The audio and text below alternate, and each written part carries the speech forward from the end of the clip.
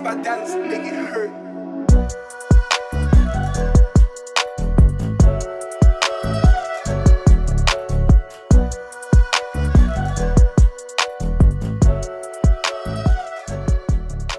Everyone, कैसे सभी लोग? उम्मीद करता हूँ सभी लोग बहुत अच्छे होंगे। Welcome back to the channel and welcome to this class 10 term 1 crash course, जहां पर हम लोग काफी कम समय के अंदर जो है पूरा चैप्टर निचोड़ने वाले हैं। और जिसने भी अभी तक कुछ नहीं पढ़ा है उसके लिए काफी हेल्पफुल हो सकता है, क्योंकि हम लोग यहाँ पर पूरे चैप्टर्स निचोड़ने वाले हैं। ठीक है, ऐसे ही हम लोगों ने पिछले साल किया था जब प्री बोर्ड्स थी, पिछली 10th बैच की, and it help them a lot, क्योंकि हमने उसमें काफी कम समय में आपके जो चैप्टर्स है वो कवर अप किया होता है। और वैसे ही हम लोग इस बार करने वाले हैं। ठीक है, ये completely free of cost series चल रही है फॉर एवरीवन आउट देयर। तो इंडिया में बैठा हुआ कोई भी बच्चा, किसी भी कोने में बैठा हुआ बच्चा जो है वो ये वीडियोस देख सकता है, यहां पर यूट्यूब पर एज वेल एज एप्लीकेशन के ऊपर। तो जिसको भी ऐसा लगता है कि भैया मुझे यूट्यूब पर डिस्ट्रैक्शन फील होता है, तुम्हारे लिए सारे के सारे वीडियोस एप्लीकेशन पर भी डाले जाने वाले हैं, एप्लीकेशन पर भी अवेलेबल है। तुम एप्लीकेशन पर जाकर भी इन्हें देख सकते हो और वहां पर भी ये कंप्लीटली फ्री है। जनरली तुमने देखा होगा क्रैश कोर्सेज 1000, 2000, 5000, 500, 600, 700 के होते हैं। ये फ्री है भैया, जाओ और देख लो आराम से। ठीक है, बहुत सी बस बदले में मैं इतना ही चाहता हूं कि तुम लोग यार हर जगह ये चीज फैलाओ, क्योंकि जब इतना अच्छा कंटेंट लोगों को मिल रहा है और उनको पता नहीं चलेगा तो फिर कैसे चलेगा। ठीक है, इसी के साथ साथ ये चैप्टर खत्म होने के बाद में आप लोगों के पास में है टेस्ट सीरीज, यानी कि इस चैप्टर की जो टेस्ट है वो आपको यहाँ पर एप्लीकेशन के अंदर देखने को मिल जाएगी। जैसे ये चैप्टर खत्म होता है आप इस चैप्टर के इस टेस्ट के थ्रू एमसीक्यूज प्रैक्टिस कर सकते हो। और इन एमसीक्यूज में आपको स्टैंड अलोन एमसीक्यूज मिलेंगे, केस बेस्ड एमसीक्यूज मिलेंगे और असर्शन रीजनिंग के एमसीक्यूज भी आपको मिलने वाले हैं। यहां पर आप जाकर पूरा टेस्ट वाला फील ले सकते हो, साथ ही साथ में क्वेश्चंस की वैरायटी भी एंजॉय कर सकते हो। ठीक है, एप्लीकेशन के अंदर टेस्ट सीरीज के सेक्शन में ये अवेलेबल होगा, कोई भी बच्चा जाकर ये टेस्ट दे सकता है। ठीक है, और हर लेक्चर के बाद में हर चैप्टर के लिए अवेलेबल रहेगा। आगे बढ़ते हैं, शुरुआत करते हैं हमारे चैप्टर के साथ में, because we have got no time to waste, क्योंकि टर्म 1 बहुत करीब आ रही है। ठीक है, तो अथर्व भैया ने ठान लिया है कि बिल्कुल ऐसे मिलके हम लोग टर्म 1 में तबाही मचाने वाले हैं। ठीक है, शुरुआत करते हैं। What is a chemical reaction? ये इतना ज्यादा इंपॉर्टेंट नहीं है, बट फिर भी एक बार समझ लो।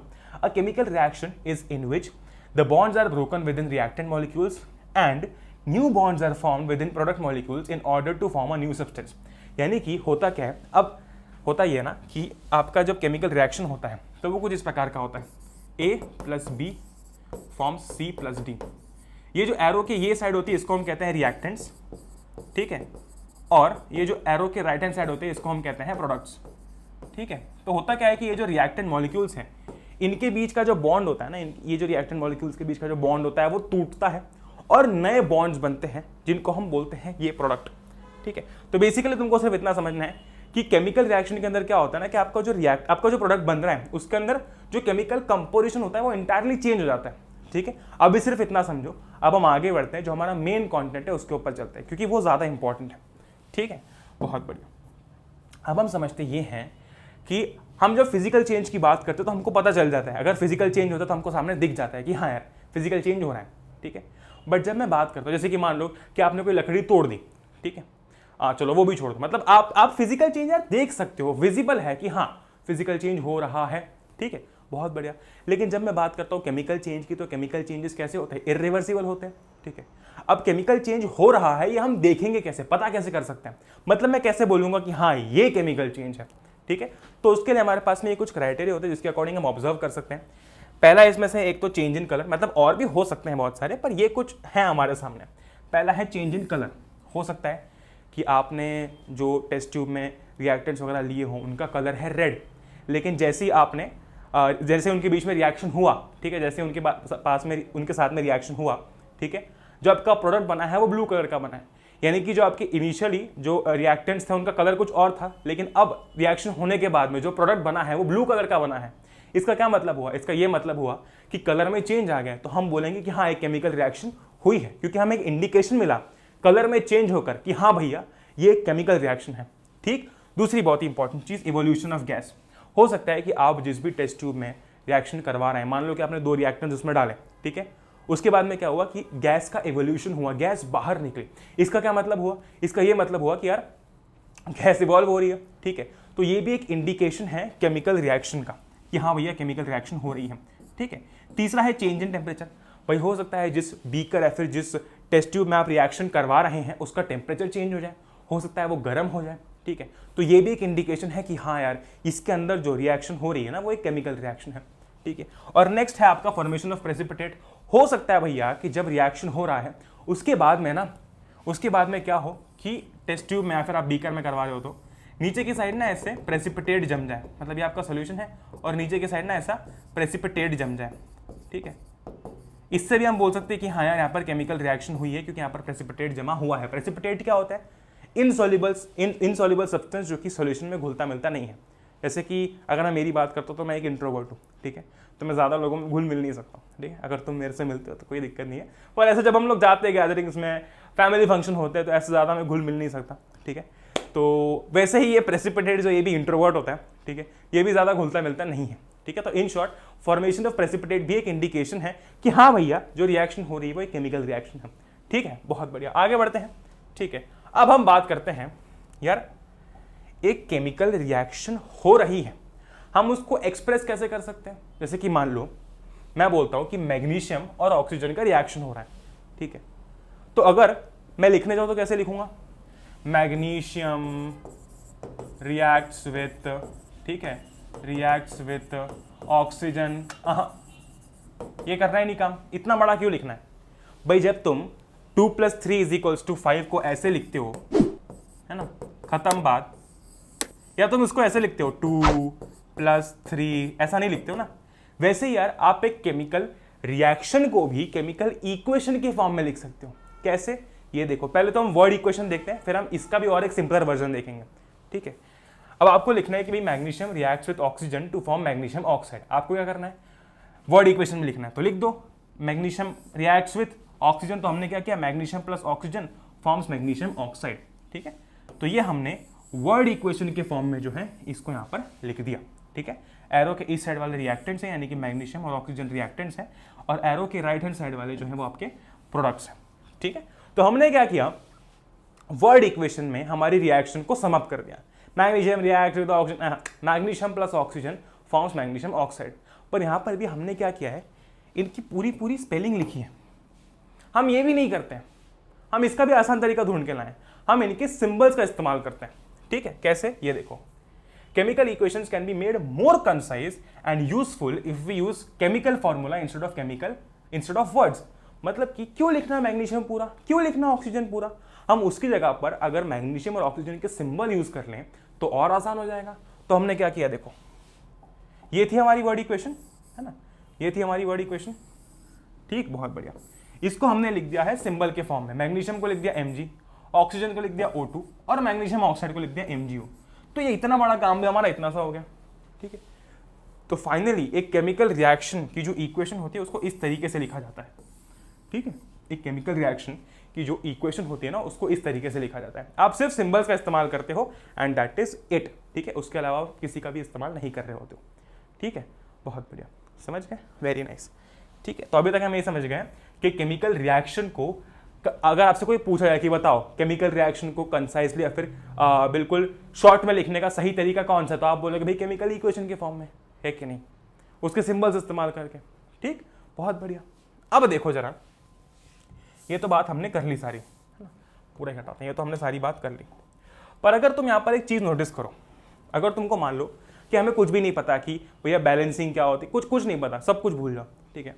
तुम एक चीज़ नोटिस करो, यहाँ पर तुम्हें Mg का एक एटम दिख रहा है, यहाँ पर भी तुम्हें एक एटम दिख रहा है, ठीक है। यहाँ पर LHS, इसको हम बोलते हैं, इतने पार्ट को हम LHS बोलते हैं, या फिर तुम रिएक्टेंट साइड भी बोल सकते हो, दोनों में से कुछ भी बोल सकते हो, ठीक है। और एरो के उस साइड वाले को हम बोलते हैं RHS या फिर प्रोडक्ट साइड, तो तुम दोनों में से कुछ भी बोल सकते हो, है ना। हम आसानी के लिए LHS RHS बोलते हैं, ठीक, बहुत बढ़िया। तो LHS में Mg का एक एटम है, RHS में भी एक एटम है, यहाँ पर तो कोई दिक्कत नहीं है। पर LHS में ऑक्सीजन के 2 एटम्स हैं और RHS में ऑक्सीजन का एक ही एटम है। भाई हमने पढ़ रखा है मास can neither be created nor be destroyed, तो ये एक कहाँ से आ गया है, और यार एक चले कहाँ से गया यहाँ पे, ठीक है। इसका क्या मतलब है, इसका सिंपल सा ये मतलब है कि कहीं गया नहीं है, ये इक्वेशन बैलेंस नहीं हुई है, ठीक है। इस इक्वेशन को बैलेंस नहीं किया गया। जैसे कि तराजू होता है ना हमारा, ठीक है, तो उसमें एक साइड में और दूसरी साइड में सेम वेट होता है तभी वो बैलेंस होता है। अगर किसी एक साइड भी ज़्यादा हो गया तो वो अनबैलेंस हो जाएगा। वैसे ही ये जो इक्वेशन, ये जो आप देख रहे हो ना, ये बैलेंस नहीं है, ठीक है। क्यों? क्योंकि यहाँ पर आप देख सकते हो कि रिएक्टेंट और प्रोडक्ट साइड में जो नंबर ऑफ एटम्स है वो अलग अलग है। भाई ऑक्सीजन के यहाँ पर तो 2 है, पर यहाँ पर एक ही है, ठीक है, तो ये बैलेंस नहीं है। और ऐसी इक्वेशन जो कि बैलेंस नहीं होती है उसको हम बुलाते हैं स्केलेटल इक्वेशन। ये चीज़ ध्यान रखना, उसको हम बुलाते हैं स्केलेटल इक्वेशन, ठीक है। तो ये जो बैलेंस नहीं है, ये जो अनबैलेंस्ड रिएक्शन है, इसको बैलेंस कैसे किया जाए, ठीक है। यहाँ पर स्क्रीन होती है तो यहाँ पर मैं चेक कर सकता हूँ कि वीडियो लैग कर रहा है कि नहीं, ठीक है, तो एक्सक्यूज मी फॉर दैट, ठीक है। तो आपकी बुक के अंदर जो एग्जाम्पल दिया गया है उस एग्जाम्पल से हम समझेंगे कि इक्वेशन को बैलेंस कैसे किया जाता है, क्योंकि जब भी आपको ऐसा कोई सवाल आएगा आप यही तरीका इस्तेमाल करके पूरे नंबर उस सवाल में ले जा सकते हो, ठीक है। बहुत ही बढ़िया, मेरे हिसाब से लैग नहीं कर रहा है, लैग करना भी नहीं चाहिए क्योंकि सब सही चल रहा है, ठीक है। ओके, तो ये आपकी बुक के अंदर दे रखी है इक्वेशन, क्या दे रखी है, Fe प्लस, मान लो कि हमको कुछ भी नहीं आता अभी, ठीक, Fe plus H2O forms Fe3O4 plus H2, ठीक है। अब यहाँ पर पहले तो हम ये चेक कर लेते हैं कि ये सच्ची में अनबैलेंस्ड है कि नहीं है, या फिर बैलेंस है, फिर हम जबरदस्ती इसको बैलेंस कर रहे हैं, देख लेते हैं। भाई ये हमारा हो गया, भाग कर देते हैं, है ना, LHS हो गया, LHS हो गया और इधर हो गया RHS, ठीक है, बहुत बढ़िया।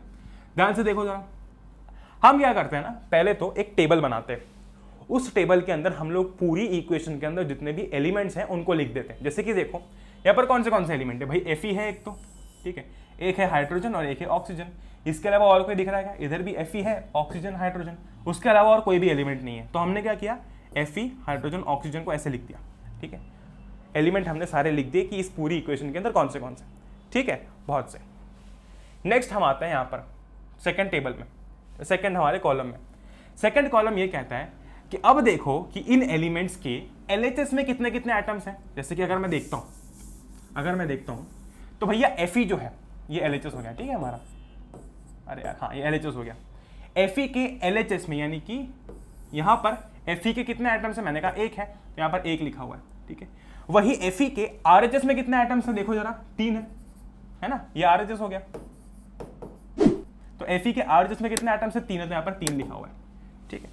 सिमिलरली हाइड्रोजन के LHS में कितने एटम्स हैं, देखो जरा, 2 है, तो हमने यहाँ पर 2 लिख दिया। और RHS में कितने, RHS में भी 2 है, ठीक है, तो हमने यहाँ पर भी 2 लिख दिया, ठीक है। ऑक्सीजन के LHS में कितने एटम्स है, 1 है, हाँ जी 1 है, और RHS में कितने हैं, 4 है, तो हमने यहाँ पर 4 लिख दिया। तो हम ये तो देख सकते हैं कि भाई सिर्फ हाइड्रोजन बैलेंस दिख रहा है, बाकी ना तो Fe बैलेंस दिख रहा है और ना ही हमारा ऑक्सीजन बैलेंस दिख रहा है। इनको अगर हमको बैलेंस करना है तो कुछ ना कुछ करना पड़ेगा, ठीक है। अब वो क्या करना है वो अभी हम देखते हैं, ठीक है, आ जाओ, है ना। अब इनको बैलेंस करने के लिए सबसे पहले तो एक रूल है, मतलब ऐसा नहीं कि तुम इसको फॉलो ही करो, पर आसानी होती है उससे। क्या आसानी होती है, it is often convenient to start balancing with the compound that contains the maximum number of atoms.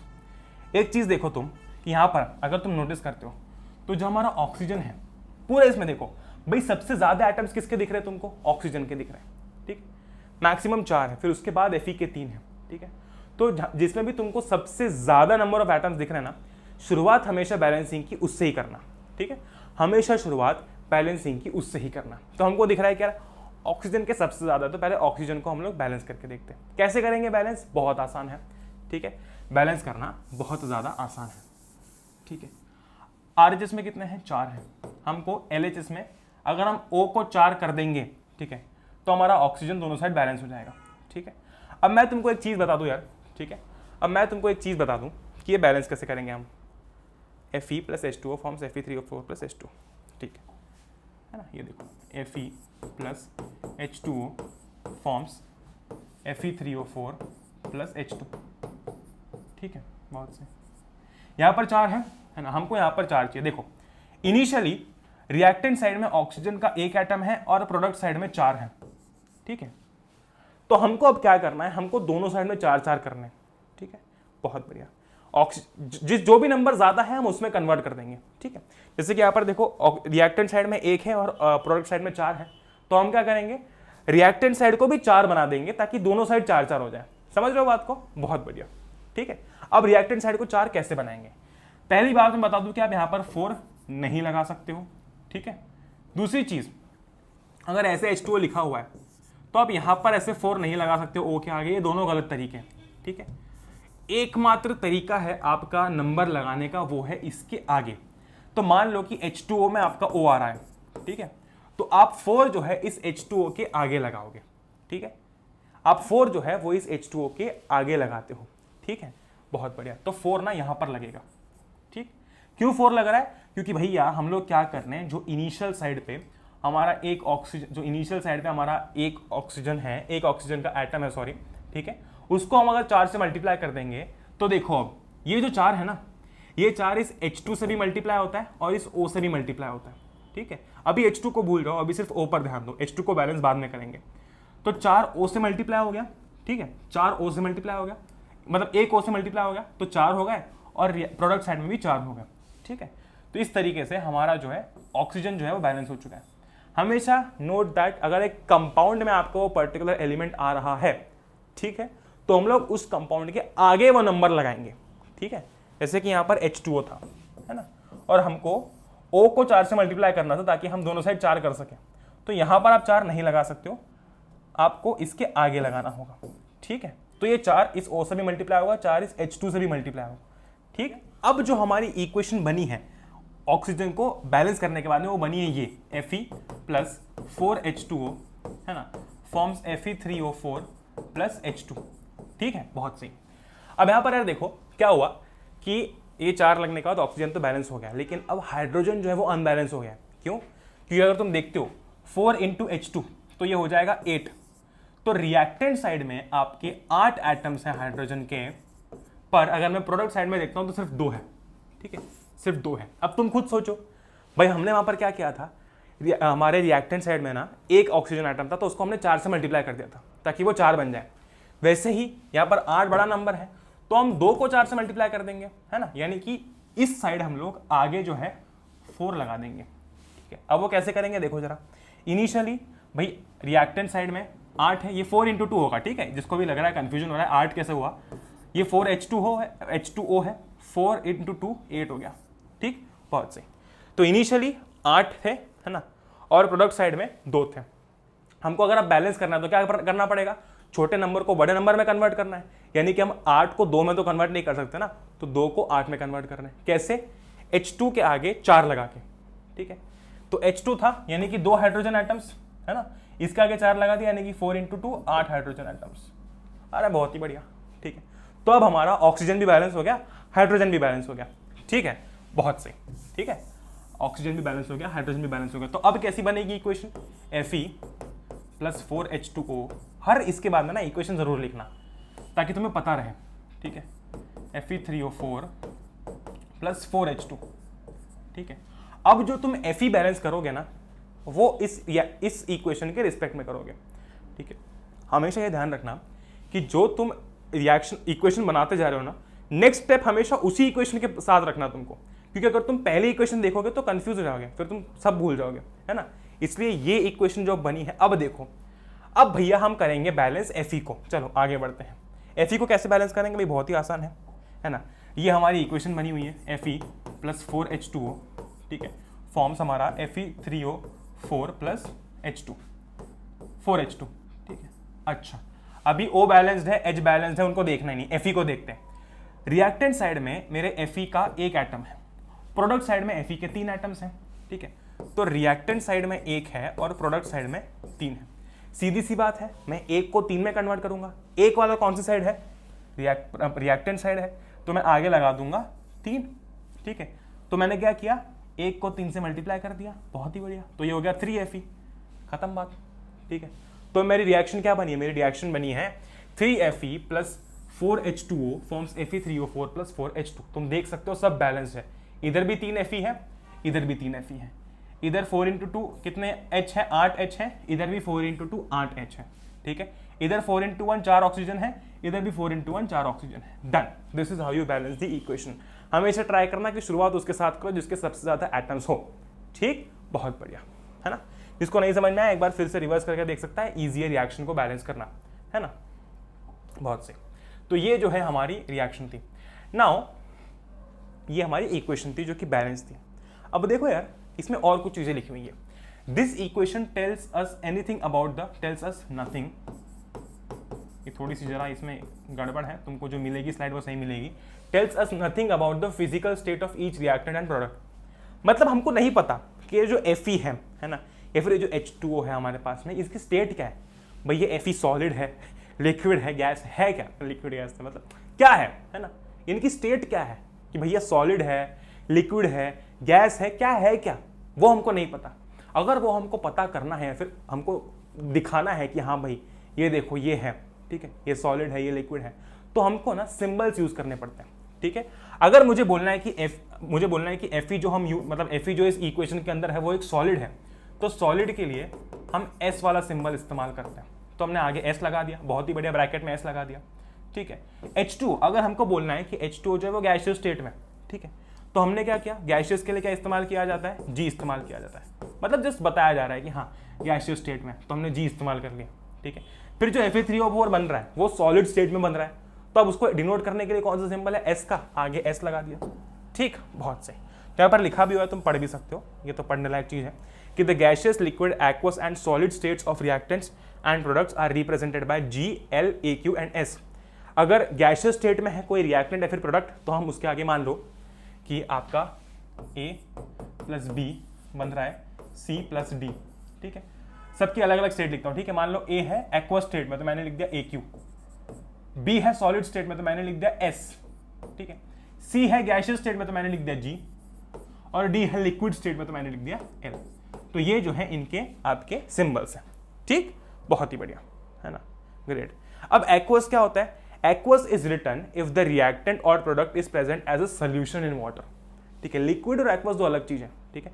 Aqueous आप तब लिखते हो जब कोई आपका जो रिएक्टेंट या फिर प्रोडक्ट है वो पानी के अंदर एज अ सोल्यूशन प्रेजेंट है, तो ठीक है, तो हम उसको एक्वस बुलाते हैं, है ना। आगे बढ़ते हैं अब हम। अच्छा, ये आपका सीधा सीधा क्वेश्चन है ना, जो कि पूछा जाता है जनरली, बहुत फेमस क्वेश्चन है, हाई चांसेस है कि ये आएगा, ठीक है। क्वेश्चन ये है कि why should a magnesium ribbon be cleaned before burning in air? एक मैग्नीशियम रिबन को क्यों हमें क्लीन करना होता है उसे बर्न करने से पहले? तो देखो होता क्या है कि मैग्नीशियम के ऊपर ना एक लेयर जम जाती है। मैग्नीशियम रहता है, वो क्या करता है कि वो ऑक्सीजन के साथ में रिएक्ट कर लेता है, और उससे क्या होता है कि उस मैग्नीशियम के ऊपर एक लेयर जम जाती है। किसकी लेयर जमती है? मैग्नीशियम ऑक्साइड की, ठीक है। मैग्नीशियम की रिबन है मान लो, तो मैग्नीशियम की रिबन, एक रिबन है मैग्नीशियम की, उसके ऊपर जब उसने ऑक्सीजन से रिएक्ट किया तो एक लेयर जम गई, किसकी? मैग्नीशियम ऑक्साइड की, ठीक है।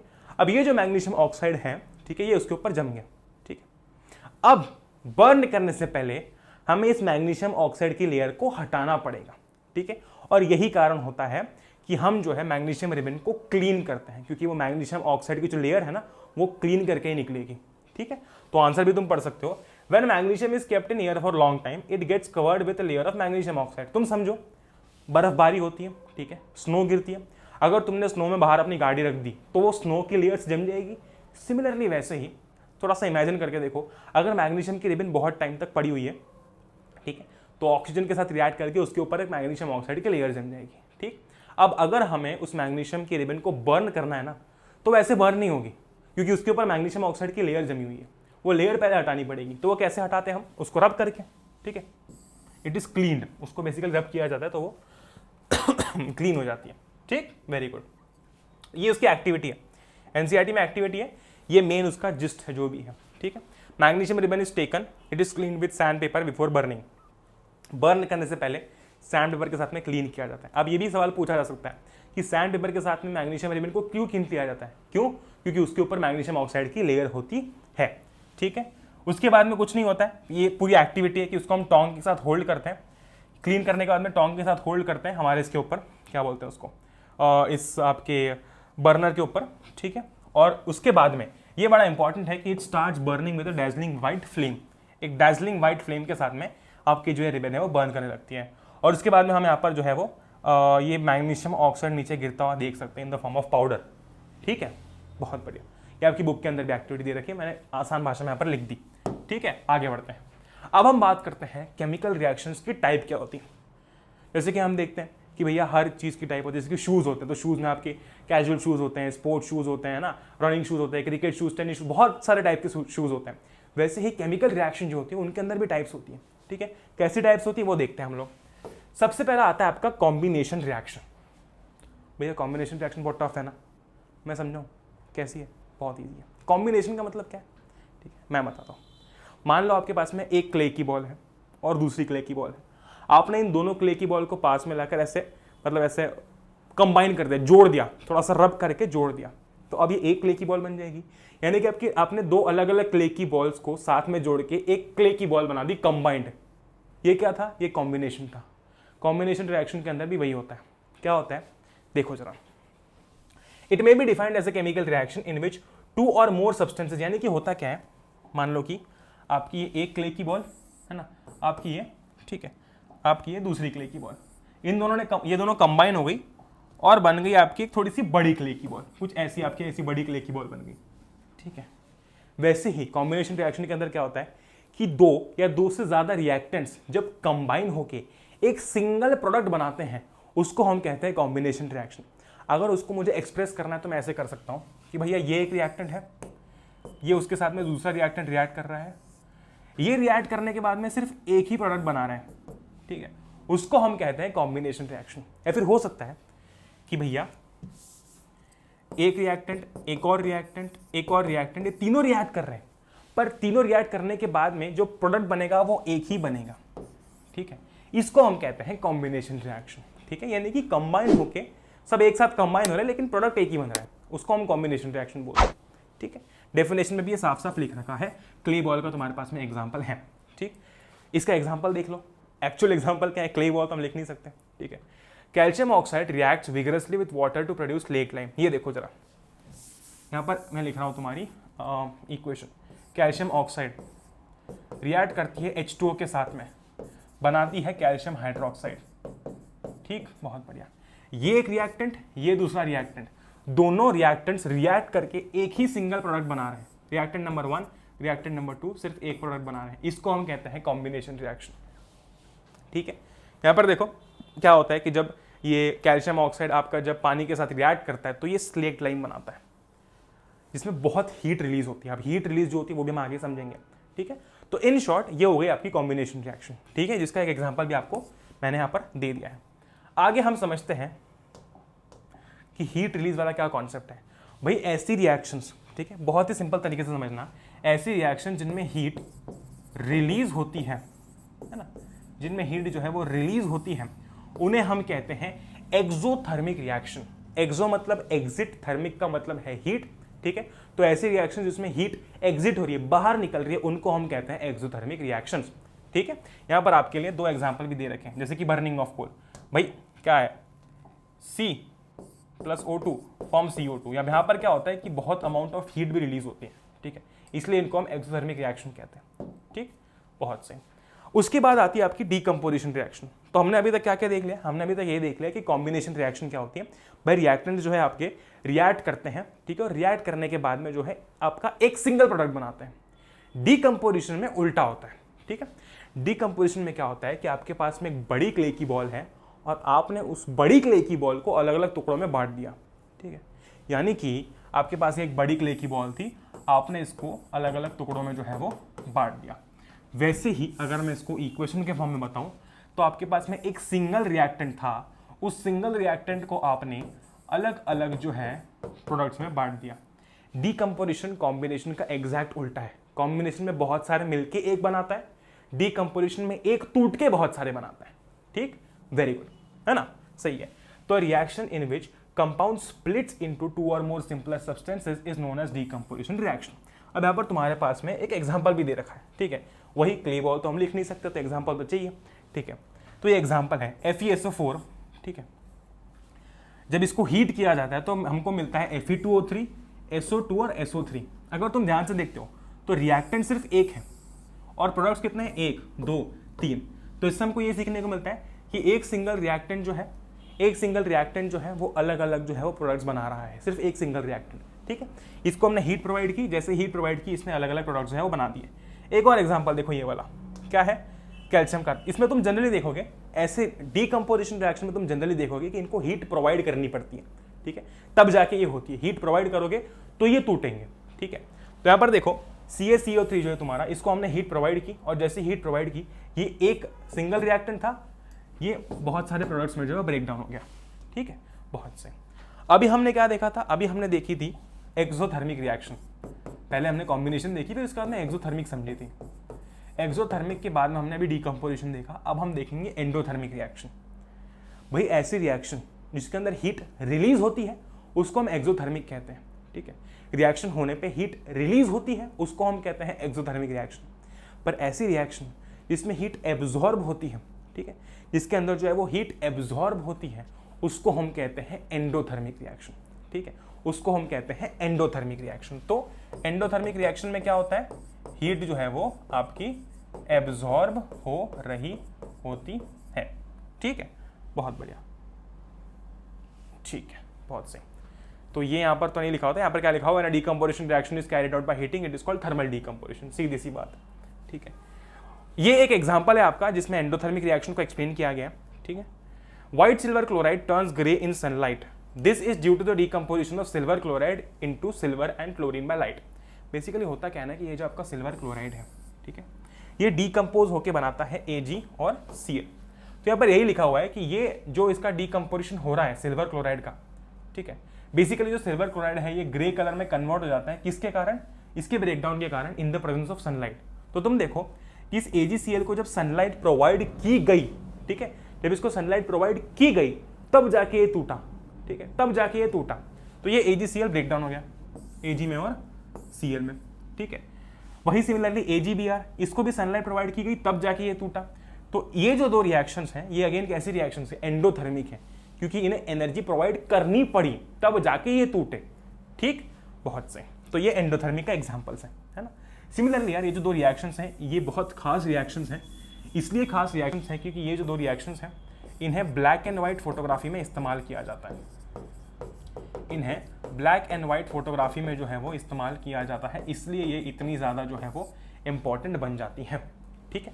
ये दो रिएक्शन प्लीज याद रखना क्योंकि ये दोनों जो है वो ब्लैक एंड व्हाइट फोटोग्राफी में इस्तेमाल की जाती है, ठीक, नाइस। अब आगे बढ़ते हैं, आगे बात करते हैं हम लोग, ये एंडोथर्मिक की बात हमारी हो गई। आगे अब हम बात करते हैं सवाल की, सवाल हमसे क्या कह रहा है, ठीक है। और सवाल तुम्हारे पास में टेस्ट सीरीज के अंदर है, पर चूंकि हमारा ये लेक्चर चल रहा है कुछ सवाल करना इंपॉर्टेंट है इसलिए हम लोग कर रहे हैं, ठीक, बहुत बढ़िया। 3 beakers labeled as A, B and C, each containing 25 ml of water were taken. A small amount of NaOH, CuSO4 and NaCl were added to the beakers A, B and C respectively. It was observed that there was an increase in the temperature of the solutions contained in beaker A and B, यानी कि A और B में temperature जो है वो increase हुआ, ठीक है, टेम्परेचर जो है वो इंक्रीज हुआ। वही आपका C में, बीकर C में जो है टेम्परेचर गिर गया, टेम्परेचर जो है वो फॉल हो गया, ठीक है। हमें बताना है कि which of the following is correct. देखो जब आपकी एक्सोथर्मिक रिएक्शंस होती हैं तो टेम्परेचर बढ़ेगा क्योंकि ऑफ कोर्स हीट रिलीज हो रही है तो टेम्परेचर बढ़ेगा, ठीक है। जब एंडोथर्मिक रिएक्शन होती है तो हीट एब्जॉर्ब हो रही है तो टेम्परेचर घटेगा, ठीक है, बहुत बढ़िया, सीधी सी बात है।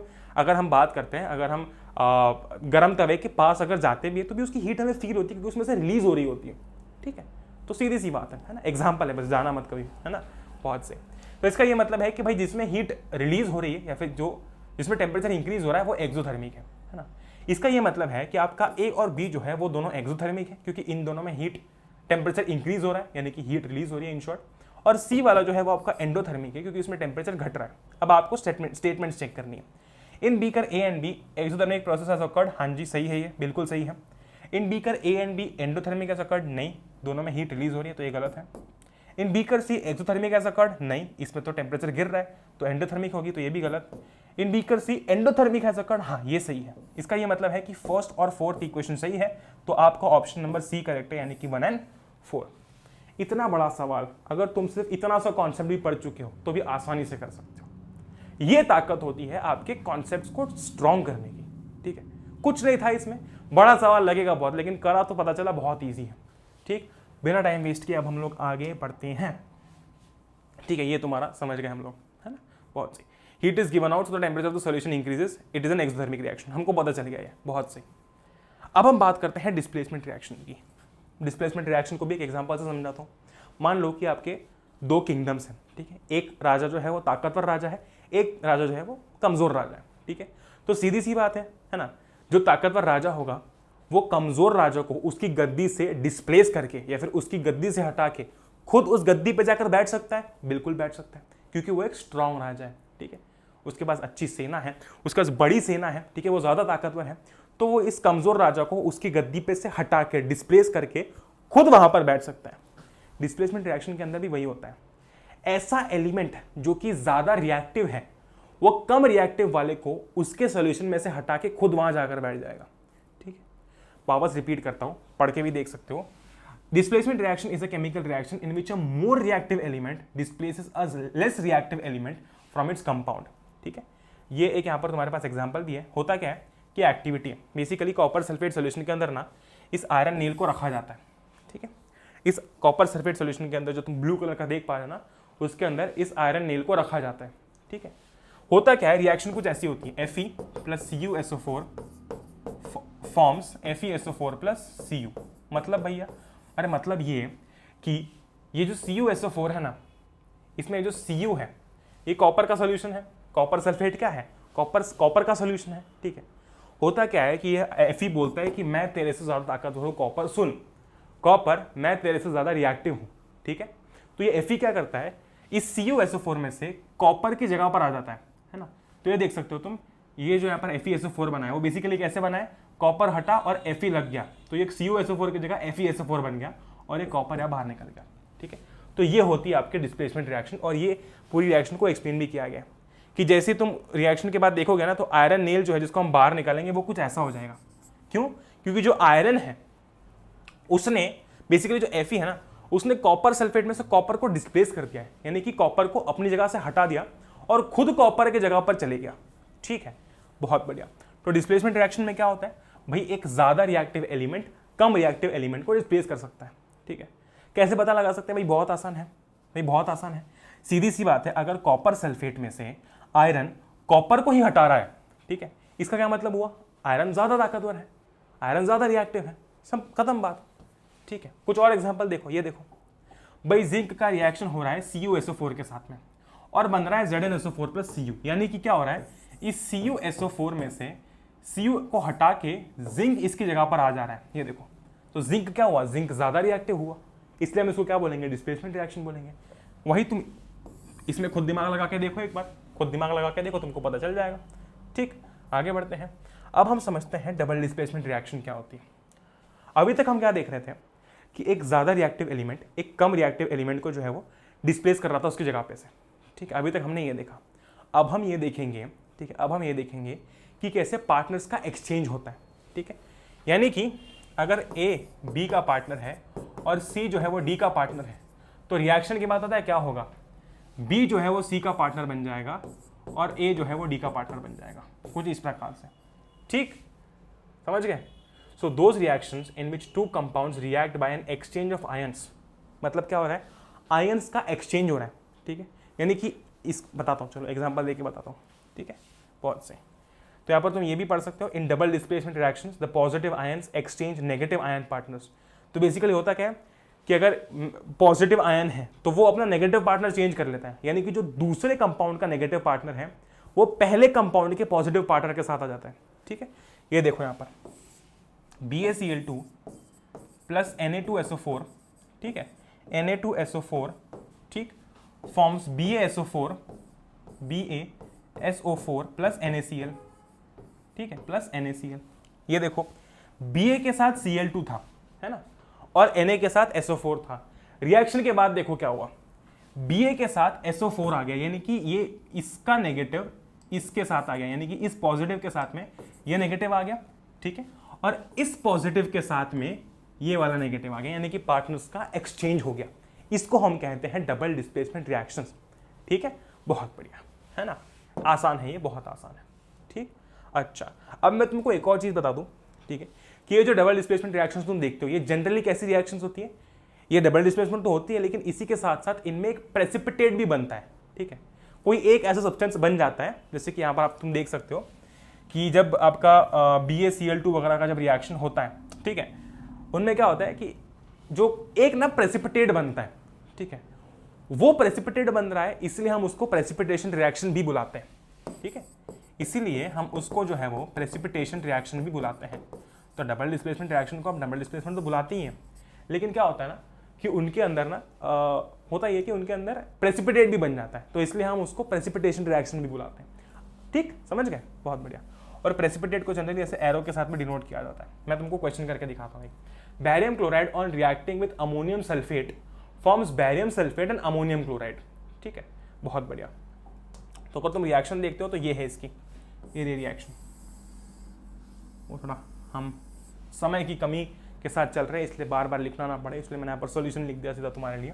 ठीक है, which of the following correctly represents the type of reaction. तो बेसिकली देखो, BaCl2 और NH4 होल ट्वाइस SO4 यानी कि आपका अमोनियम सल्फेट, ठीक है, इन दोनों का रिएक्शन हो रहा है, ठीक, और बन रहा है BaSO4 और NH4Cl। तुम देखो Ba के साथ NH4 होल ट्वाइस का पार्टनर आ रहा है यहाँ पर, देखो, यानी कि पार्टनर्स एक्सचेंज हो रहे हैं, तो भैया ये डबल डिस्प्लेसमेंट रिएक्शन तो होगा। ठीक है, ये तो पक्का है, डबल डिस्प्लेसमेंट तो होगा। ठीक है, मैंने क्या बोला था कि अगर आपको रिएक्शन के अंदर कहीं पर भी एरो दिखता है, इसका मतलब क्या है, इसका ये मतलब है कि उस पर्टिकुलर, वो जो पर्टिकुलर सब्सटेंस है वो क्या है, वो एक प्रेसिपिटेट है। ठीक है, तो यहाँ पर हम देख सकते हैं एरो भी है, तो ये रिएक्शन एक डबल डिस्प्लेसमेंट रिएक्शन तो है, क्योंकि यहाँ पर पार्टनर्स का एक्सचेंज तो हो रहा है, पर साथ ही साथ में एक प्रेसिपिटेट बन रहा है, इसलिए ये प्रेसिपिटेशन रिएक्शन भी है। तो ये डबल डिस्प्लेसमेंट भी है, ठीक है, और ये प्रेसिपिटेशन भी है, यानी कि आपका आंसर होगा 4 and 2। देख लेते हैं क्या है आंसर हमारा। Option D is correct, 2 and 4, बहुत सही। ठीक है, और वेरी गुड। ये एक और आपका एग्जाम्पल भी है आपके एनसीईआरटी के अंदर। क्या है भैया, लेड नाइट्रेट को टेस्ट ट्यूब में लिया जाता है और उसके अंदर ना पोटेशियम आयोडाइड डाला जाता है। उसकी इक्वेशन ये है, ये इक्वेशन प्लीज याद कर लेना क्योंकि बहुत इंपॉर्टेंट इक्वेशन है। ये है आपका लेड नाइट्रेट और ये है पोटेशियम आयोडाइड। ठीक है, इन दोनों का जब रिएक्शन होता है तो ये दोनों कैसे रिएक्शन, ये रिएक्शन कैसी है, डबल डिस्प्लेसमेंट है, क्योंकि देखो K के साथ NO3 आ गया और Pb के साथ I2 आ गया। ठीक है, इसमें बनता है आपका येलो प्रेसिपिटेट। जनरली ऐसे सवालों में आपसे डायरेक्टली पूछ लेंगे कि बताओ जब लेड नाइट्रेट आपका पोटेशियम आयोडाइड के साथ में रिएक्ट करता है, ठीक है, तो क्या बनता है, तो हम उस समय बोल सकते हैं कि भैया प्रेसिपिटेट बनता है येलो कलर का, या फिर वो पूछ सकते हैं कि किस कलर का प्रेसिपिटेट बनता है, तो हम बता सकते हैं कि येलो प्रेसिपिटेट बनता है। ठीक, बहुत बढ़िया। तो क्या होता है कि ये जो इसका चेंज है ना, वो कलरलेस से येलो में कन्वर्ट हो जाता है। ठीक है, इसलिए ध्यान रखना कि जो प्रेसिपिटेट आपका बन रहा है वो कैसा बना है, येलो कलर का बना है। ठीक, इसके बाद में हम लोग पढ़ते हैं ऑक्सीडेशन रिडक्शन के बारे में। ऑक्सीडेशन रिडक्शन क्या है भैया, तो बेसिकली अगर मैं सिंपली इसको सम अप करने जाऊं, ठीक है, तो अगर एक सब्सटेंस ऑक्सीजन गेन करता है रिएक्शन के टाइम, उसको हम कहते हैं कि वो ऑक्सीडाइज हुआ है। अगर कोई सब्सटेंस जो है वो ऑक्सीजन लूज करता है तो उसको हम बोलते हैं कि वो रिड्यूस हुआ है। इसको तुम ऐसे समझ सकते हो कि आपके जीवन में सुख, ठीक है, सुख जो है वो किन तरीकों से आ सकता है, या तो आपके जीवन में सुख आ जाए या फिर आपके जीवन में जो दुख है ना वो चला जाए। ठीक है, या तो आपके जीवन में सुख आ जाए या फिर आपके जीवन का जो है वो दुख चले जाए। ठीक है, सिमिलरली एक सब्सटेंस ऑक्सीडाइज कैसे हो सकता है, ध्यान से सुनना, या तो ऑक्सीजन ऐड हो जाए, एडिशन ऑफ ऑक्सीजन, ठीक है, या फिर हाइड्रोजन जो है वो लूज हो जाए। ठीक है, इन दोनों से कुछ भी अगर होता है तो उसको हम कहते हैं ऑक्सीडेशन। समझ गए, एक इंसान के जीवन में सुख कैसे आ सकता है, या तो सुख आ जाए या तो दुख चले जाए। वैसे ही एक सब्सटेंस ऑक्सीडाइज कैसे हो सकता है, या तो ऑक्सीजन ऐड हो जाए या तो हाइड्रोजन चले जाए। ठीक, बहुत सही। तो अगर कोई सब्सटेंस ऑक्सीजन गेन करता है तो वो ऑक्सीडाइज होता है। ठीक है, और अगर कोई सब्सटेंस हाइड्रोजन लूज करता है तो भी वो ऑक्सीडाइज होता है। ठीक, अब किसी इंसान के जीवन में दुख कैसे आ सकता है, दुख कैसे आ सकता है, या तो उसके जीवन में दुख आ जाए, है ना, सीधे सीधे दुख आ जाए, या फिर उसके जीवन का सुख चले जाए। ठीक है, सिमिलरली रिड्यूस कैसे हो सकता है, रिड्यूस कैसे हो सकता है, या तो ऑक्सीजन चला जाए, है ना, और हाइड्रोजन गेन हो जाए, दोनों में से कोई एक। ठीक, बहुत बढ़िया। तो यहाँ पर एक एग्जांपल दे रखा है, ध्यान से देखना, ध्यान से देखना। CuO प्लस H2 बनाता है Cu प्लस H2O। ठीक है, बहुत सही। CuO से कन्वर्ट हो गया Cu में, यानी कि इसके पास पहले ऑक्सीजन था लेकिन रिएक्शन के बाद में इसका ऑक्सीजन चले गया, मतलब इसके जीवन से सुख चले गया। पहले इसके पास ऑक्सीजन था, अब ऑक्सीजन नहीं है, तो हम क्या बोलेंगे, ये हो गया रिड्यूस। ठीक, वही पहले H2 के पास में ऑक्सीजन नहीं था, कुछ भी नहीं था। ठीक है, पर रिएक्शन के बाद में इसके पास में ऑक्सीजन आ गया, ये देखो। ठीक है, पहले कुछ नहीं था, ऑक्सीजन आ गया, तो इसको हम बोलेंगे ये हो गया ऑक्सीडाइज, या फिर यहाँ पर ऑक्सीडेशन हुआ है और यहाँ पर आपका रिडक्शन हुआ है। ठीक है, बहुत सही। अब जो सब्सटेंस आपका ऑक्सीजन लूज करता है या फिर ऑक्सीजन दे रहा है, उसको हम कहते हैं ऑक्सीडाइजिंग एजेंट। तुम सोचो कि भैया एक ट्रैवल एजेंट का काम क्या होता है। ट्रैवल एजेंट जो है वो दूसरे लोगों को ट्रैवल करने भेजते हैं, ठीक है, उनकी टिकटें करते हैं, उनकी पूरी ट्रिप प्लान करते हैं। वैसे ही ऑक्सीडाइजिंग एजेंट क्या होता है, खुद तो रिड्यूस होता है लेकिन सामने वाले को ऑक्सीडाइज करता है, ठीक है, इसलिए उसको हम ऑक्सीडाइजिंग एजेंट करते हैं। बहुत सारे बच्चों को क्या लगता है, बहुत सारे बच्चों को ये लगता है कि जो ऑक्सीडाइज हो रहा है वही आपका ऑक्सीडाइजिंग एजेंट है। नहीं, गलत। भाई जो दूसरे को ऑक्सीडाइज कर रहा है वो ऑक्सीडाइजिंग एजेंट है, मतलब वो खुद अपने आप जो है वो रिड्यूस हो रहा है। जैसे कि यहां पर अगर तुम देखते हो तो CuO खुद रिड्यूस हो रहा है ना, Cu बना रहा है और ये ऑक्सीजन दे रहा है, तो इसको हम बोलेंगे हमारा ऑक्सीडाइजिंग एजेंट। या फिर तुम सिर्फ इतना ध्यान रख सकते हो कि जो रिड्यूस हो रहा है वो ऑक्सीडाइजिंग एजेंट और जो ऑक्सीडाइज हो रहा है वो रिड्यूसिंग एजेंट। ठीक, आगे बढ़ते हैं, है ना, आगे बढ़ते हैं। ये देखो यहाँ पर भी Fe2O3 बन गया, Fe ऑक्सीजन चले गया तो रिडक्शन हो गया CO से, ठीक है, ये CO2 हो गया, ठीक है, तो ये क्या हो गया, ऑक्सीजन ऐड हो गया तो ऑक्सीडेशन हो गया। ठीक, अब आगे हम बात करते हैं कोरोजन की। कोरोजन और रैंसिडिटी बहुत आसान पार्ट है। कोरोजन इज नथिंग बट जब आपका मेटल मॉइस्चर या फिर एसिड से अटैक होता है तो उसको हम कोरोजन कहते हैं, ठीक है। बहुत सही, ठीक। तो जो आप ब्लैक कोटिंग देखते हो सिल्वर के ऊपर या फिर आप ग्रीन कोटिंग देखते हो कॉपर के ऊपर, ये क्या है, these are examples of corrosion. या फिर आप आयरन को रस्ट होते हुए देखते हो, ये सब क्या है, ये कोरोजन का फॉर्म है, ठीक है, यानी कि उससे मेटल खराब होता है। ठीक, बहुत ही बढ़िया। फिर आता है आपका रैंसिडिटी। होता क्या है, जब फूड में प्रेजेंट फैट्स और ऑयल्स, जब आपके फूड में प्रेजेंट फैट्स और ऑयल जो है उनका टेस्ट जो है वो चेंज होता है, ठीक है, उनका टेस्ट जो है या फिर उनकी स्मेल जो है ना, उनकी जो टेस्ट है या फिर उनकी जो स्मेल है वो अगर चेंज हो जाती है, ठीक, वो अगर चेंज हो जाती है, इसका क्या मतलब होता है कि फूड जो है वो रैंसिड हो चुका है, खराब हो चुका है।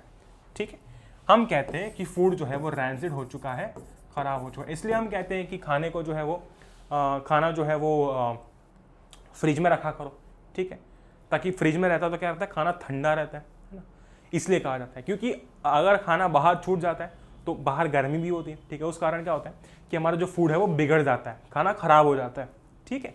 तो इसीलिए बेसिकली होता क्या है कि जब फैट और ऑयल जो है वो ऑक्सीडाइज हो जाते हैं, ठीक है, तो वो रैंसिड हो जाते हैं, ठीक है, उनका स्मेल और मतलब किसी भी खाने में जो फैट्स और ऑयल्स होते हैं ना, अगर वो ऑक्सीडाइज हो गए, ठीक है, अगर बाहर पड़े पड़े वो खराब हो गए तो उनकी टेस्ट और स्मेल दोनों चेंज हो जाती है, ठीक है, तो इसलिए कहा जाता है कि वो रैंसिड हो जाते हैं।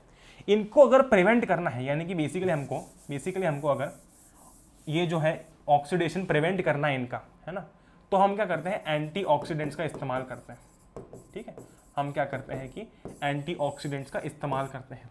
अब ये एंटीऑक्सीडेंट्स क्या होते हैं, एंटीऑक्सीडेंट्स बेसिकली ऐसे सब्सटेंसेस होते हैं जो कि फूड को ऑक्सीडाइज होने से या फिर खराब होने से बचाते हैं, ठीक है, जो कि फूड को ऑक्सीडाइज होने से या फिर खराब होने से बचाते हैं, ठीक है।